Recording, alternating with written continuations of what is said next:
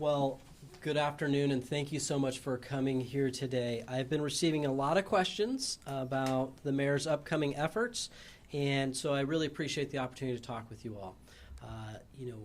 As this day has been coming, the mayor's office and the Portland Police Bureau and I have had a lot of conversations and preparations as we're getting ready for this. And in fact, today I had a great meeting with the mayor and a host of system partners as we worked out kind of the last details as we're getting ready to start. And I want to be very clear. This office is here to support the mayor's efforts. And we are going to do everything we can to help this community as we work towards getting people off the streets. The time has come. We need to get people off the streets. And I want to be clear. All of our efforts are going to be directed at how do we connect people with services, how do we, in a compassionate manner, hold people accountable, but really make sure that we are pushing towards getting people off the streets. This community has been very clear.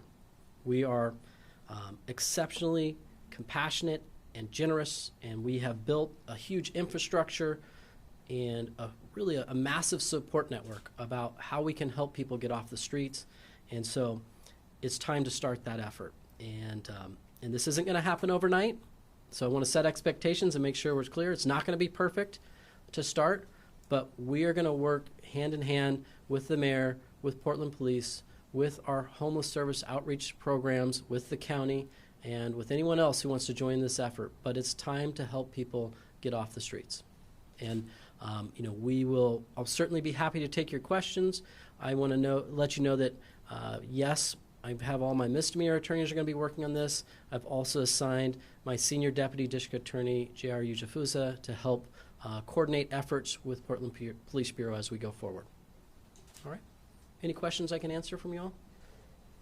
Has the law changed at all since? Yeah. Has the law changed at all since this was first enacted, or will it all be the same as far as being told, hey, you've been told 3 times? We recently looked at that. There was a slight change, and that was done through the city of Portland.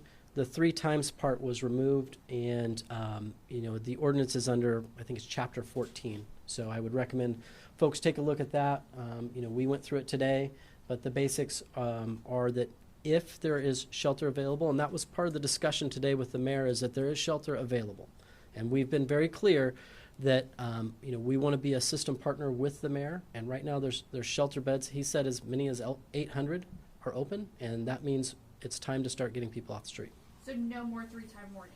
That's my understanding. But I would certainly, defer to the mayor, but when we look at the statute now, as it's been changed, that does not exist. So at what point would a case come across your desk? Is it an arrest has to be made, a citation? That's a great question, and I want to be clear. There's going to be a ton of effort before any case comes to my desk. The officers are going to be working with outreach workers. They're going to be doing everything they can on the front end to connect people to shelter before any case comes to my desk. However, there is going to come a point, and I think we've gotten to where it's time to do what I call the push-pull. Give a little bit of a push, and then put out a hand to pull them, to help them. And this is one where what's going to happen initially is they're going to do citations under this time, place, manner. And those citations will require them to come to court. Our office will review that. And then from there, we're going to look for every opportunity to dismiss or get rid of that case, as long as that person is making efforts and we are connecting them with shelter, getting them off the streets. So I can tell you that when we talk about things like jail, that is going to be the absolute last resort. We're going to do everything we can to help that individual get off the streets. What does your office have to say to the other side who says, this is inhumane, there's just going to be more sweeps, this isn't the right way to go about it? I'm glad you asked that question. I would say to that other side, go out on the street right now and look at the people that are dying out there every day. See the people that are overdosed on drugs, the people that are living in filth. It is wholly inhumane to continue this approach. I think this community is demanding more. We are investing well over $400 million a year. I think that's a conservative amount of money that is being put. And it's because this community is so compassionate and so caring. It's time that we start, expecting and demanding some accountability to come with our compassion. And it's time to help people get to a better place. And the last thing I would say to that, and it's important, is we've tried that approach. I mean, how many of us have been through here the last few years, and what have we seen? And I ask people that all the time. How's that approach worked out for us? We've seen a rise in the number of people that are homeless. We've seen, just untold victimization of people that are living on the streets. We've seen homicides, drug overdoses in the houseless population have skyrocketed. It's time for a change. And I know that the mayor has dedicated that. He's doing everything he can, really every day. He's one of the most driven individuals I've ever seen on a single issue to really bring about change here. And he needs the support of the system partners, and I am here to support him. Is there a myth or a misconception that you're like, I just wish people understood this when it comes to the camping ban? Yeah, I really wish people understood how much effort it goes in from various city employees, community organizations, law enforcement, all the efforts that are put forward before we get to this issue about, are we going to cite someone for this? There is an extreme amount of effort to try to get people off the streets and into shelter. And this is truly one where we are looking at how can we, in a compassionate manner, connect people to the services and to the opportunities to really get them into a better place. If you say you're going to try everything to keep them out of jail, to try and basically get cases dismissed if they work, to get better, get help, or to get in shelters, is it worth the officer's time then to even go to that length? It is. It's time to really take those efforts and go out and meet people where they are on the streets and offer those opportunities. But if those opportunities aren't taken, it's time to go to the next level. And the next level is to come into court and have a discussion about that. We will, again, offer lots of opportunities, lots of pathways off the street. And it's one of those situations where, yes, we want to do everything we can to avoid the criminal justice system and the jails, but at some point we have to have a firm stance and say it's time for a change. What is the jail time again? Can you remind me? The maximum is 7 days in jail. 7 days. Yes. Okay. Mr. Vasquez. Oh, sorry, can I just one quick follow up? Okay, so 7 days in jail, and they just go back out on the street, and then what do you guys do? They could be cited again. Again, the question is the behavior. The behavior is we have worked hard, and by we, I really mean the mayor's office, has really done a lot to create shelter and this opportunity. And the behavior is, are we going to allow people to continue to live on the streets in really poor conditions? And so that behavior is what the mayor is saying it's time to see a change on, and this office is supporting. Sorry, I interrupted. No, please. Mr. Vasquez, we're curious, you've talked about some of the reasons that people might be arrested. I understand that failure to appear, which is a chronic issue, could also be a new criteria. Can you tell us a little bit about that? Absolutely. I mean, the way that I understand in speaking with the Portland Police Bureau and with the mayor is that the first really effort is going to go out to make contact, try to get people to comply, and there's going to be contacts where they'll be running people to see if they have a warrant for their arrest. When we have individuals that are cited to come in, if they fail to appear for court, they can potentially be, and this office will be taking the approach of that they will be charged with failure to appear.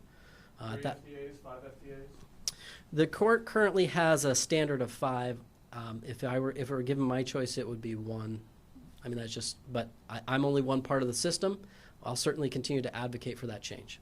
And following up on that as one part of the system, we've seen previous efforts by the Portland mayor to, increase arrests around homelessness, and actually seen the sheriff say that I'm not booking people on those charges. So, have you had a discussion with the sheriff? What's going to that look like? Because obviously, police can arrest someone, but whether or not someone stays in jail is not a decision that's up to the police chief or you. Yeah, I would say that the mayor's done an excellent job of really trying to bring in system partners. I've had a very direct conversation with the sheriff. The sheriff is supportive. The sheriff's office was at the table today. This is truly an effort where we're trying to look at this from a system-wide approach and making sure that all of the system partners are rowing in the same direction.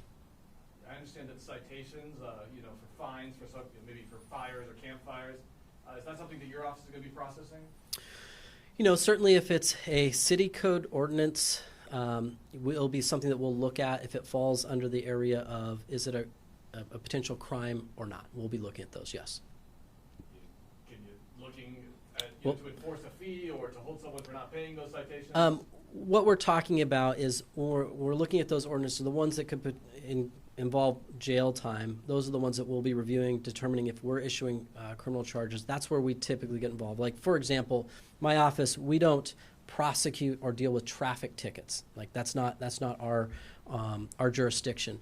So if it involves a potential jail sanction, my office will be reviewing it and making determinations on it. Yeah, homelessness is a pretty complex issue. Is this something that you think that we're going to be able to arrest our way out of? I'm glad you brought that up. I mean, it is an absolutely complex issue where there's a lot of different efforts that can go into helping us get to a better place. And while I don't think there's no magic bullet out there, and certainly I don't believe that we can arrest our way out of something, it doesn't mean we don't try lots of different efforts and make some changes, because, well, we haven't been making arrests, and how has that worked out for us the past few years? I mean, when I sit back and I look, I've seen each year just what seems almost like exponential growth within our houseless population. And while this community has stepped up with lots of different tools, it's time to make sure that those individuals out on the streets are taking advantage of those tools. It is truly a push-pull approach. And then there's lots of other tools, lots of other efforts out there to help try to get us to a better place. Thank you. All right. Thank you so much. Everybody.